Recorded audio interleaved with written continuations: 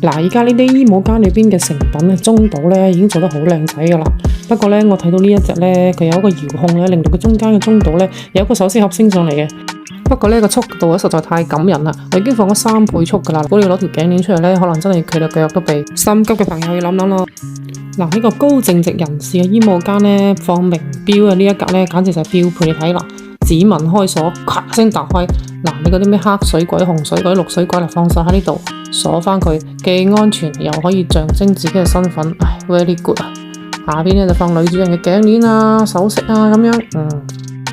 唔知大家有冇留意咧？我前幾期咧講過呢個全鋁嘅定製櫃嘅吓。嗱，今日我嚟睇呢個咧就全不鏽鋼嘅。個面咧佢可以做咗一咁漆咧，令到佢睇唔出佢係不鏽鋼，其實都幾靚仔噶。不過咧，我都想睇下佢做戶外點做先啦。呢隻戶外櫃打開佢先，摺疊門，洗機爐出嚟啦。但係咧，我發現咧，哎呀，佢呢個櫃嘅嘢點攞咧？卡住咗，好尷尬。哎呀，快啲關翻埋門先，冇俾人發現，冇阻住人做生意哈。哎呀，裝衣籃嘅位置設計喺呢度非常方便啦。